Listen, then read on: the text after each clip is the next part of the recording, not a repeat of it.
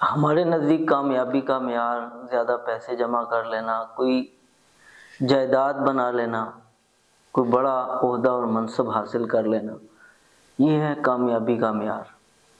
لیکن اللہ رب العزت کامیابی کا معیار کیا بتا رہے ہیں؟ وہ خالق کائنات، وہ تمام انسانوں کو، مخلوقات کو پیدا کرنے والے، سارے نظام کو سنبھالنے والے، وہ کیا بتا رہے ہیں کیا ہے کامیابی؟ تو اللہ رب العزت نے اس دین کو اختیار کرنے میں، ان اعمال کے کرنے میں کامیابی بتائی۔ فرماتے ہیں اولئک علی ھدی من ربہم واولئک ھم المفلحون، یہ جو ایمان والے ہیں، اعمال والے ہیں، یہ ہدایت پر ہیں اور یہی لوگ کامیاب ہیں۔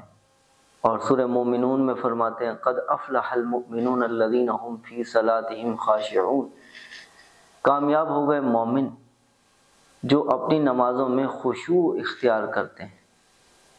اور ایک جگہ فرماتے ہیں قد افلح من تزکا، کامیاب ہو گیا وہ شخص جس نے اپنے آپ کو پاک صاف کر لیا، یعنی اپنے باطن کو بھی اس نے سنوار لیا، اور باطن سنورتا ہے تو ظاہر خود بخود سنورتا ہے۔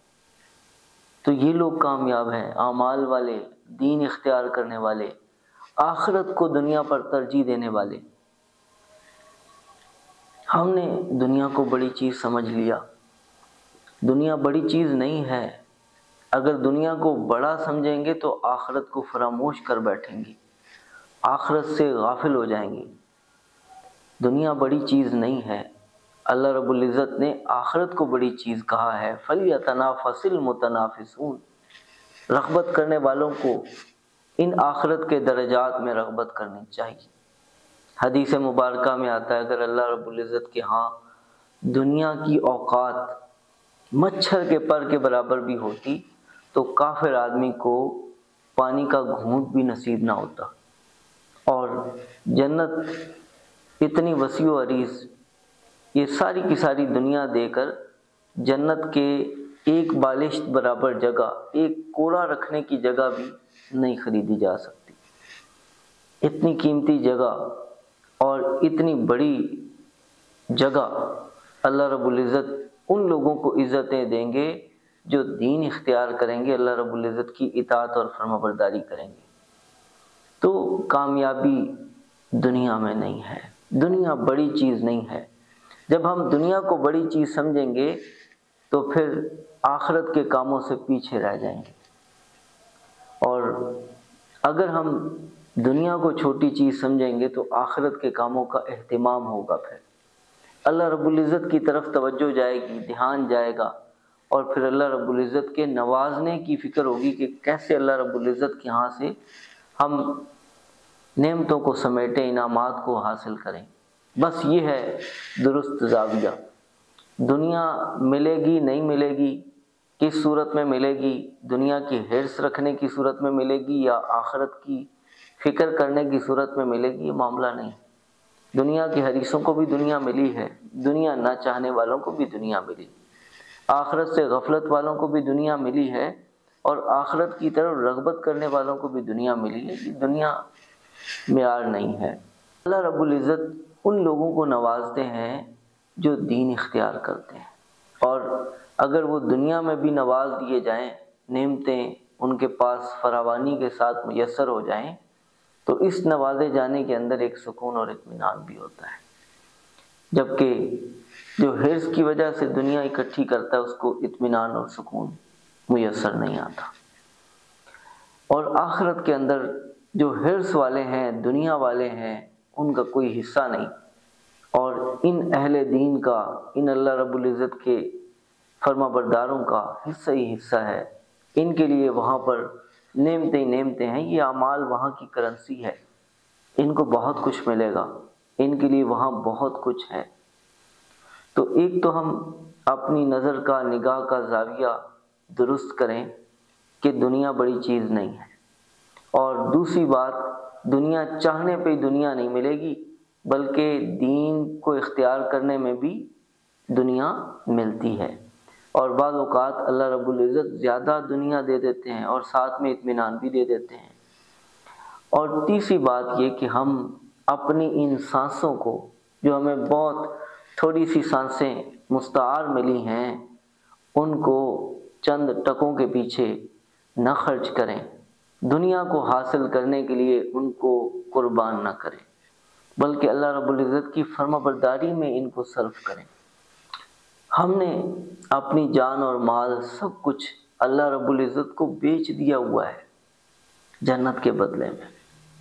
تو جب ہم بک چکے ہیں، اللہ تعالیٰ کے ساتھ ہمارا معاملہ ہو چکا ہے، تو پھر ان سانسوں کو کیوں بچا بچا کے رکھیں، اور ان طاقتوں کو اور اس توانائی کو ہم کیوں اپنے پاس بچا کے رکھیں؟ روز اپنے آپ کو تھکائیں اور تھکنے کے بعد اللہ تعالیٰ کا شکر ادا کریں کہ اللہ تیرا فضل ہے کہ تو نے مجھے اپنی فرما برداری میں تھکنے کا موقع عطا فرمایا۔ لوگ تھکتے ہیں دنیا کے لیے اور میں تھکتا ہوں تیری فرما برداری کے لیے۔ یقین جانیے یہ بہت بڑی نعمت ہے، اس سے جو اطمینان ملتا ہے نا، اس کا کوئی مول نہیں، اور کسی کو اس نعمت کا اندازہ بھی نہیں ہو سکتا جس بندے کو یہ نعمت نہیں میسر۔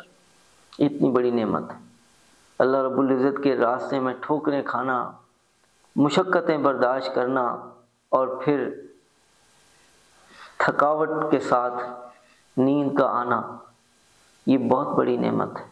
اور میں اپنے دوستوں سے کہتا ہوں، اپنے احباب سے کہتا ہوں کہ اللہ رب العزت کے ساتھ جب ہمارا معاملہ ہے نا، تو پھر اپنا کوئی بھاؤ نہ لگایا کریں، یہ نہ سوچا کریں کوئی بڑا کام ہو، کوئی بڑی چودراہٹ ہو، کوئی لوگوں پہ روب جمے، کوئی عزتیں بنے، نہیں۔ جو کام بھی آپ کو کرنے کا موقع مل گیا، بس اللہ رب العزت کی فرما برداری میں ہیں، تو جو موقع بھی مل گیا نا، جھاڑو اٹھانے کا موقع بھی مل گیا، تو یہ بھی ایک اللہ تعالیٰ کی عنایت ہے۔ اس کو بھی ایک اللہ رب العزت کا فضل اور مہربانی سمجھ کے اس کو شروع کریں۔ اصل جو چیز ہے وہ اپنے ایمان اور اعمال کو محفوظ کرنا ہے۔ اللہ رب العزت کی فرما برداری میں جب تک آپ زیادہ وقت صرف نہیں کریں گے، اس وقت کے جو حالات ہیں، گمراہی اور بے حیائی اور بہت ہی دنیا کی حرص لالچ، اس سے آپ بچ نہیں سکتے۔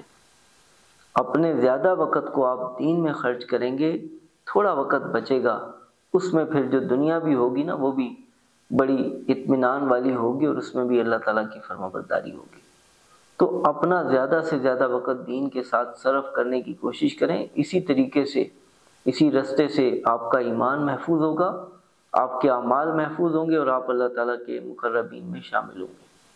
اور یہ اللہ تعالیٰ کی توفیق ہے، کسی کو بڑے درجے پہ لگا دیتے ہیں، کسی کو چھوٹے درجے پہ، نوکر کی تو نخرہ کی۔ اور انسان کو اگر کسی لشکر کے اندر حصہ لینے کا موقع مل گیا، سپہ سالار نہ صحیح، چلو فوجی صحیح، سپاہی صحیح، اور خاکروب صحیح، کچھ بھی ہو، اور پانی پلانے والا صحیح، مرہم پٹی کرنے والا صحیح، جو بھی موقع مل جائے اس موقع کو غنیمت سمجھنی چاہیے۔ ایسے یہ میدان ہے دین کی خدمت، اللہ رب العزت کی فرما برداری کے اعمال اپنے اندر پیدا کرنا، دوسروں میں پیدا کرنے کی فکر کرنا، کوشش کرنا، یہ ایک محنت ہے۔ اس محنت میں یہ نہ سوچیں کہ کون بڑا ہے کون چھوٹا ہے، سب ذمہ دار ہیں، سب کو اپنی ذمہ داری کو نبھانا ہے، سب کو اپنی کوشش کو کرنا ہے، کیا چھوٹا کیا بڑا، سب اللہ رب العزت کی توفیق ہے۔ اور جس کو بھی اللہ تعالیٰ کی طرف سے توفیق مل گئی، یہ اس پر اللہ تعالیٰ کا خاص فضل ہے۔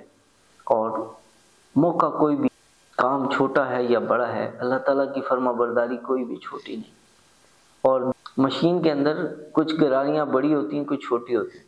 اگر چھوٹی گراری نہ ہو تو کام نہیں چلتا، اور چھوٹی گراری بالکل اینڈ پہ ہوتی ہے، بڑی گراری جو ہے وہ دکھائی دے رہی ہوتی ہے، لیکن بالکل اینڈ پہ اگر چھوٹی گراری ختم ہو جائے تو وہ کام نہیں چلتا، وہ مشین بیکار ہے اس چھوٹی گراری کے بغیر۔ اسی طرح سے جو بندے ہیں ان کا اللہ رب العزت نے ایک نظم بنایا ہے، کچھ بڑے درجے پہ کام کر رہے ہیں، کچھ چھوٹے درجے پہ۔ اگر چھوٹے درجے والے نہ ہوں تو بڑے درجے والوں کا کوئی فائدہ نہیں۔ اس لیے جو بھی موقع ملے اس کو کریں، اور اللہ رب العزت کی فرما برداری سمجھ کر اور اپنی ذمہ داری سمجھ کر کریں، اور نبی کریم صلی اللہ علیہ وسلم کے ساتھ وفاداری سمجھ کے کریں۔